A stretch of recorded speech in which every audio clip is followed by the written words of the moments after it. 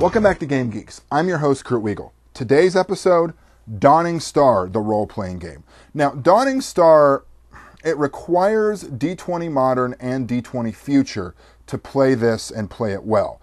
Now, that being said, D20 Modern, D20 Future, we've both reviewed previously, so if you want to, go back and take a look at those, because they're worth your time to take a look at also.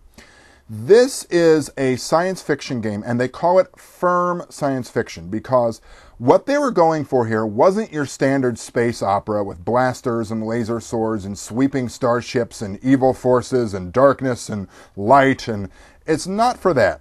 The basic premise behind this game is that they went for a firm science fiction, meaning that the laws of physics are there and they are fairly inviolate. Now, that being said, they won't bend them a little bit for good storytelling from time to time, but it's not going to play loose and fast with them constantly. If I had to compare this in theme and tone to other science fiction properties, I would probably say it's more Babylon 5 than Star Wars in terms of their sticking to their physics, and it's probably more the first season and a half of Andromeda than, say, Star Trek. The basic idea behind this game is as follows.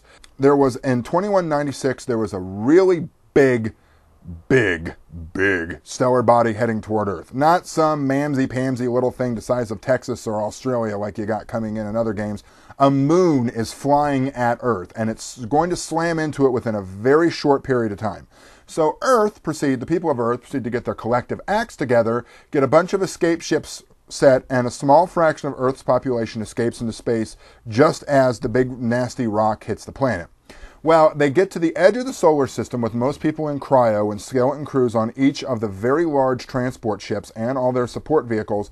When they run across this strange body at the end of the solar system, it activates and it dumps one of the ships and its support vehicles, the Dawning Star, at the far end of this system that just happens to have a habitable planet that they named Eos. Now, the star they named Helios, the planet Eos, and they settle it. There are some problems. There are some terraforming issues. There are this weird rust mold in the atmosphere that destroys ships. And once they get onto the planet, they discover that there are ruins on the planet of a previous civilization that appear to be pretty darn technologically advanced. There's also another species on the planet that they run into that are pretty much humanoid in the grand tradition of Star Trek, where they're humans that are sort of grayish purple with thicker brows and stockier build. They have a lower level of technology and a far more spiritualistic point of view than the Dawning Star crew or the Dawning Star people do.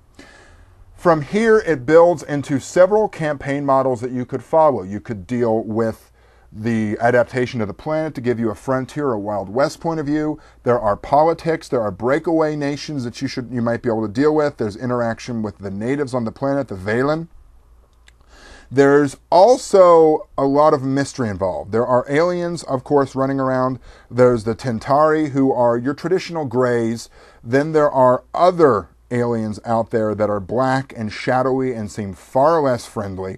There is a lot of mystery, and there's a fairly thick backstory in terms of what's going on in this entire system and the mysteries behind why there are ruins, what all the alien races are doing. Folks, this, if I had to again compare it to an existing property, it's Babylon 5 meets Stargate Atlantis. I love this game. Science fiction to me is really hit or miss, mainly because so much of what I run into is space opera, and as much as it's enjoyable, I'm not a big space opera guy. There's something about this game that just really turns my crank and gets my imagination going every time I read it. I see plot ideas, I see hooks hanging all over it. I'm being very hesitant in what I'm telling you, principally because I don't want to spoil anything about the history of this game. But let me tell you that it is absolutely well thought out, deep, rich, and really, really good. Now, there are a couple of supplements currently in existence for this game, more on the way. The one that's out there that's also well worth getting your hands on is this mighty tome. It's Dawning Star Helios Rising. This details the rest of the system. Not just the planet that most of the action takes place on in the first book, this is the rest of the system. I don't think I'm giving away too much when I tell you that there are a lot of other sentient races running around this system that can have a thing or two to say about you and what you want to do. Folks, this is very, very significant. It's a very thick book. It is great. It fills in a lot of holes. It gives you more idea of the back history, and it really presents a lot of ideas that you can also sink your teeth into. And it sort of gives you another campaign model, sort of going out and dealing with these alien races, interacting with them, figuring out the best way to handle some of the upcoming threats. I don't want to use the M word, metaplot, even though there is some there, but it's worth buying into because you could ignore it. I wouldn't recommend it because it is fantastic. And like I said, I cannot rave about this game enough. This is, if you like science fiction, it is married to the D20 system for whatever that means to you. But if you like science fiction, if you want a rules medium game that is not tied into an existing property, that is, that you don't have to live in the shadow of Luke Skywalker or Captain John Sheridan, this is well worth looking into. You can get this through indiepressrevolution.com. Like I said, I can't recommend getting into this game enough. If you have any questions or comments, please feel free to contact us at knwiegel@yahoo.com. For Game Geeks, I'm your host, Kurt Wiegel. Good day and good gaming.